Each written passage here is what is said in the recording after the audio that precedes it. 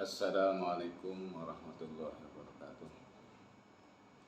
Bismillahirrahmanirrahim. Alhamdulillahirabbil alamin. Wa bihi nasta'in wa ala umuri dunya din amma ba'du. Para pemirsa yang berbahagia, terkait hukum fikih kewarisan beda agama, ini dalam konteks Indonesia menimbulkan berbagai polemik, karena memang di Indonesia ini mengakui 6 agama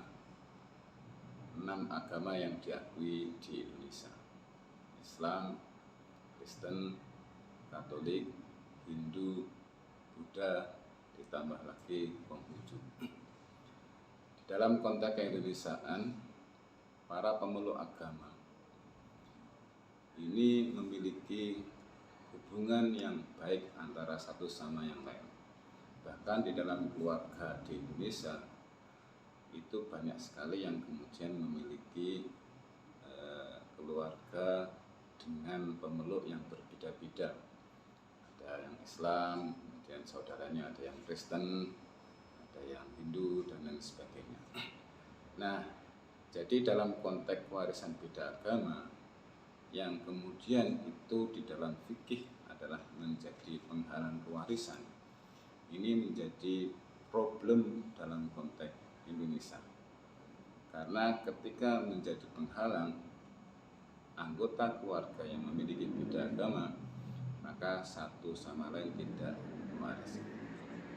Saya di sini akan melihat sebenarnya konteks mengapa kewarisan perbedaan agama itu menjadi penghalang kewarisan.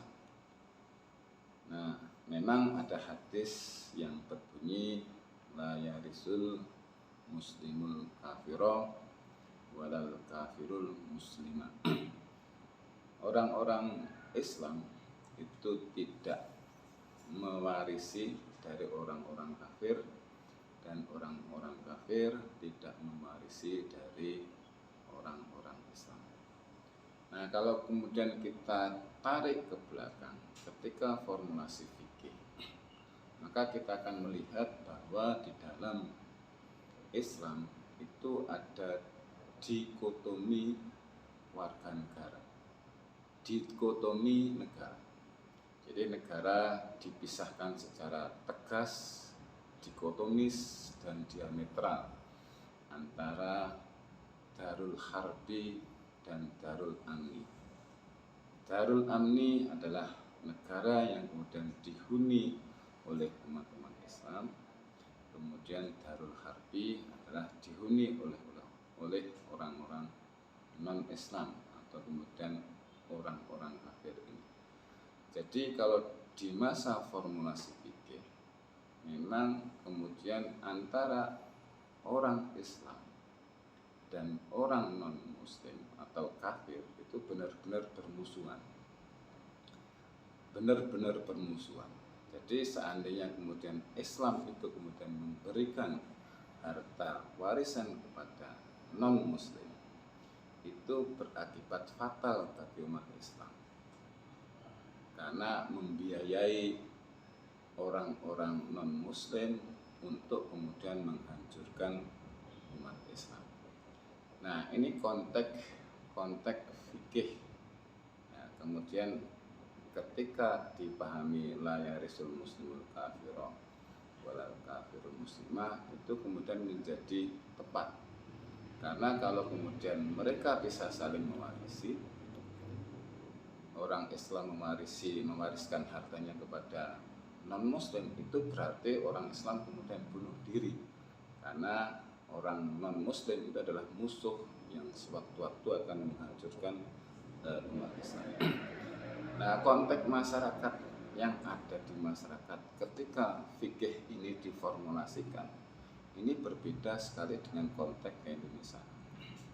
Jadi di dalam konteks keindonesiaan, anggota-anggota keluarga yang berbeda-beda agama atau masyarakat-masyarakat yang beda agamanya, itu mereka hidup bersama, hidup saling membantu, hidup saling menghormati di dalam negara Indonesia yang memang kemudian mengakui berbagai agama tersebut.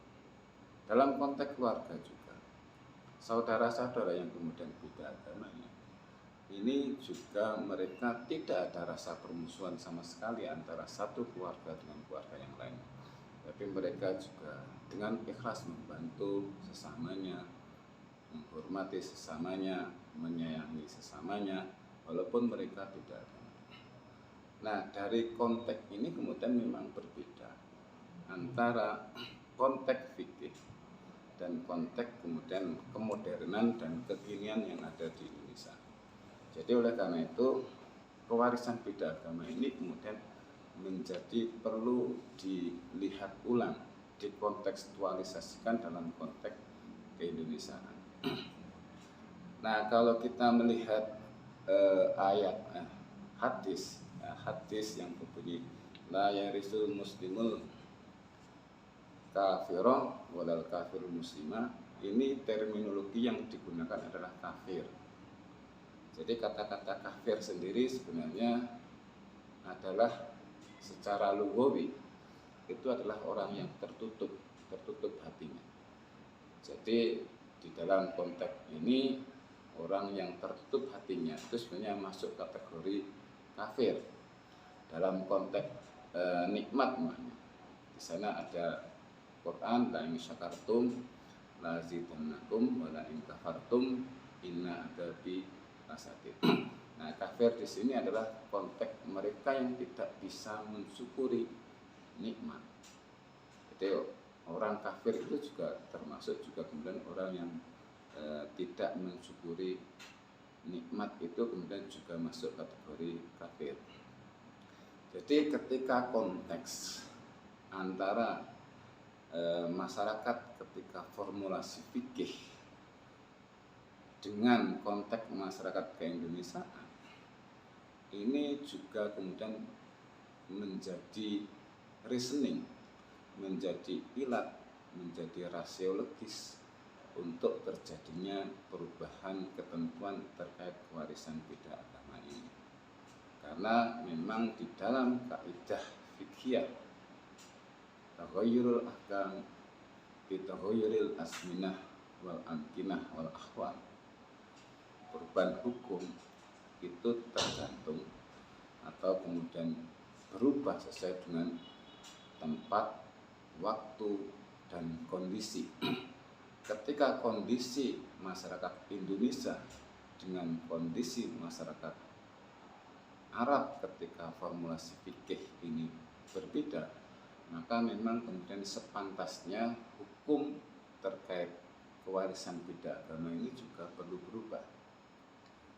Maka dari itu, oleh karena itu MUI sendiri kemudian memberikan fatwa untuk terkait dengan ahli waris yang kemudian beda agama, yaitu dengan memberikan wasiat wajibah.